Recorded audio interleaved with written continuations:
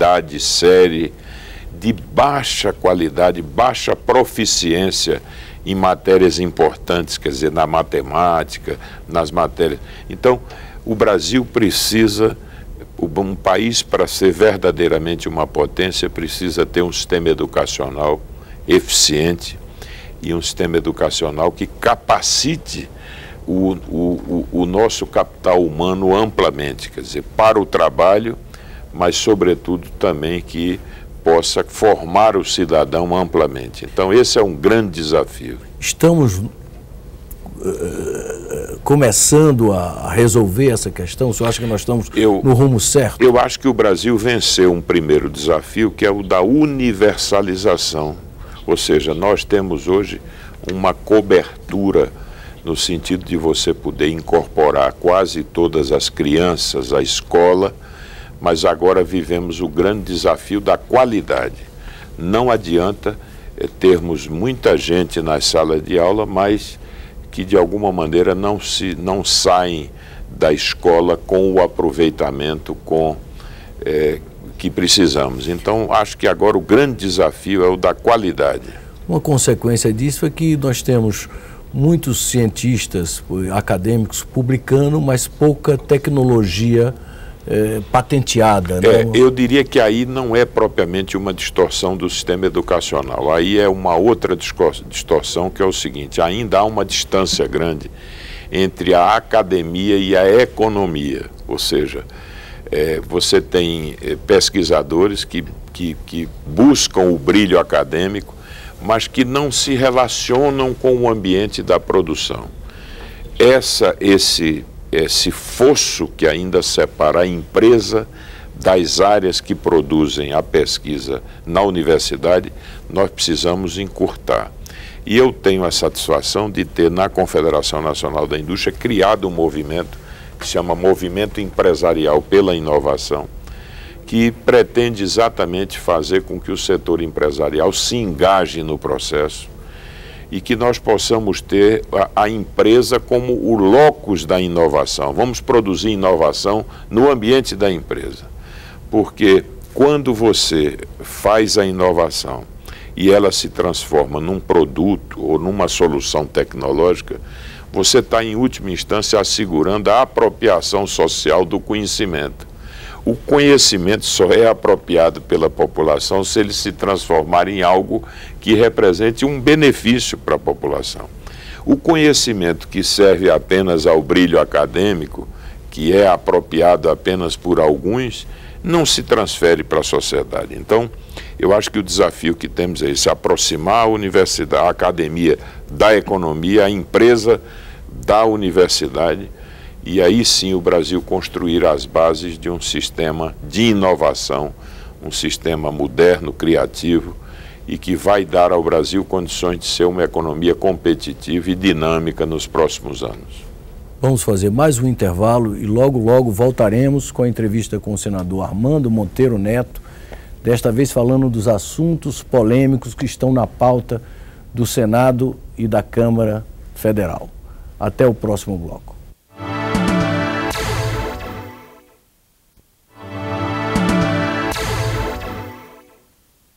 Estamos retomando a entrevista com o senador Armando Monteiro Neto.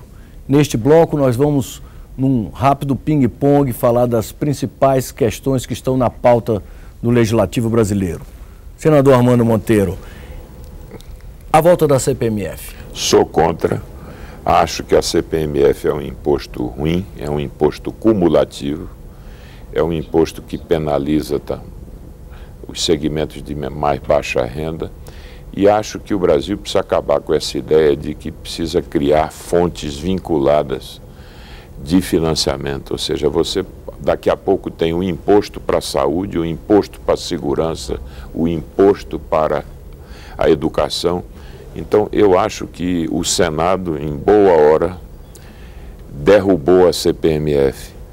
E o senhor vai lutar para continuar? E eu acho que a sociedade brasileira já convive com uma carga tributária que bateu no teto, e um dos fatores que afetam negativamente a competitividade da economia brasileira é essa alta carga de impostos que termina penalizando os setores de menor renda.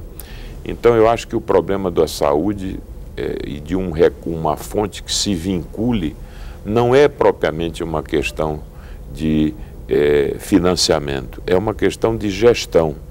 Eu acho que o Brasil não gasta pouco na saúde, mas seguramente o Brasil gasta mal. Acho que o grande desafio no Brasil hoje é a qualidade do gasto público. Há uma propensão no setor público a gastar mais e não a gastar melhor. E nós precisamos no Brasil fazer uma revolução no gasto público para fazer mais com menos. Ou seja, oferecer mais à sociedade, retribuir à sociedade em termos de qualidade de serviço e reduzir essa carga que, em última instância, prejudica a capacidade de poupança e de investimento do país. Fim do fator previdenciário e reajuste anual para os aposentados com base no salário mínimo. Sou contra o fim do fator previdenciário. Acho que foi uma das grandes conquistas do governo anterior, do governo Fernando Henrique Cardoso, porque foi, por assim dizer, uma mini-reforma na Previdência. E nós precisamos olhar a Previdência com um olhar de muita responsabilidade. Ou seja, a sustentabilidade financeira da Previdência é algo que os brasileiros devem buscar. Ou seja, pensar nas futuras gerações e não em ganhos corporativos no curto prazo. Será uma grande imprevidência não cuidar da sustentabilidade da Previdência. Então, eu acho que o fator previdenciário foi um avanço e eu acho que nós temos que dissociar o reajuste das aposentadorias do reajuste do salário mínimo. Distribuição dos royalties advindos da camada de petróleo dos pré-sal. Acho que devemos distribuir, considerando que esse bem é algo que pertence ao país. Acho que os estados que estão mais próximos das regiões produtoras devem sim ter um diferencial em termos de renda, até porque podem ser impactados de forma diferenciada por esse processo, mas acho que essa renda tem que ser distribuída com o conjunto do país, evidentemente obedecendo a certos critérios e, sobretudo, com a visão de que essa renda é uma renda que tem que ser aplicada em atividades que garantam o nosso futuro.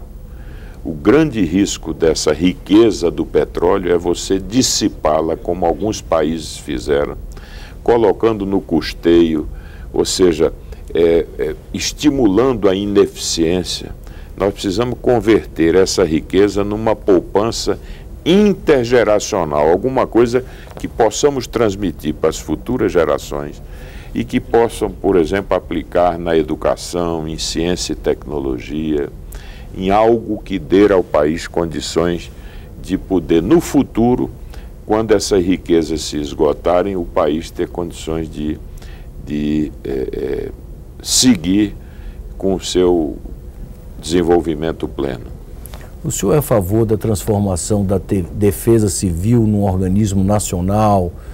Como é que o senhor vê essa questão da Defesa Civil, que essas tragédias recém-ocorridas no país mostrou tão frágil? Eu acho, Armando, que essas tragédias revelaram que o Brasil não tem um sistema de defesa civil adequado. É evidente que podemos ter a nível municipal, estadual, algumas honrosas exceções, mas o Brasil não cuidou de criar um sistema de defesa civil integrado que possa ter uma agenda integrada e promovendo um processo permanente de treinamento, de capacitação, de prevenção, para que o Brasil fique menos vulnerável a essas ocorrências.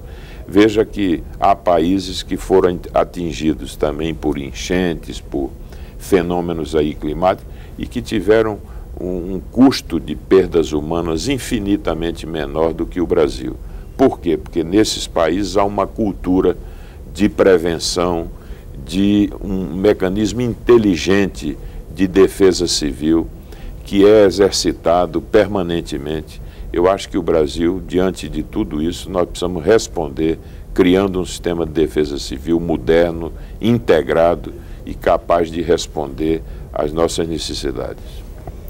Construção da usina de Belo Monte, que tanta polêmica tem provocado. Eu tenho uma compreensão de que o desenvolvimento tem que buscar a sustentabilidade e acho que todos os setores hoje empresariais têm essa compreensão de que o modelo de desenvolvimento, para ser sustentável, ele precisa ser ambientalmente responsável.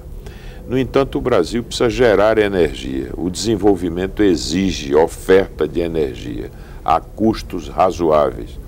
E uma das coisas que distingue o Brasil no mundo é que a nossa matriz energética se apoia em fontes renováveis de energia, de baixíssima poluição, não são fontes, energias limpas. Veja, por exemplo, que o Brasil criou um sistema, até um sistema, vamos dizer, de auxiliar, baseado em termoelétricas, que são altamente poluentes e que são também muito caras. Então, eu acho que o Brasil tem que investir na matriz da hidroeletricidade, e a usina de Belo Monte, sem dúvida nenhuma, é uma alternativa importante. Agora, o projeto deve se cercar de todos os cuidados para que o impacto ambiental seja o menor possível. Eu acho que é possível conciliar o aproveitamento dessa fonte de energia com um impacto, mitigando os impactos no meio ambiente. O senhor participou na Câmara como deputado do debate sobre a reforma do Código Florestal que está chegando ao Senado.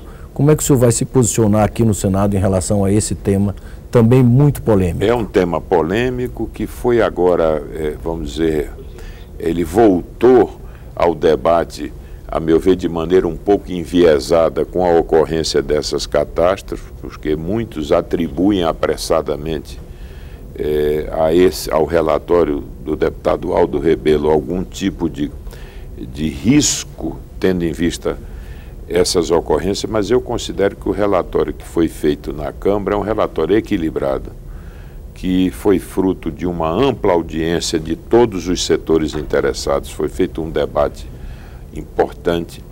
Portanto, esse debate nós vamos retomar aqui, mas acho que o relatório, pelo conhecimento que tem, eu considero o relatório adequado. Senador, infelizmente o nosso tempo está esgotado, mas nós vamos ter a oportunidade de discutir outras questões polêmicas durante o exercício do seu mandato aqui pela TV Senado. Vai ser um prazer sempre tê-lo conosco. Nós encerramos a entrevista com o senador Armando Monteiro Neto dentro da série Entrevistas Especiais com os senadores eleitos em outubro de 2010. Senador, muito obrigado pela entrevista. Muito obrigado a você pela oportunidade. Um abraço.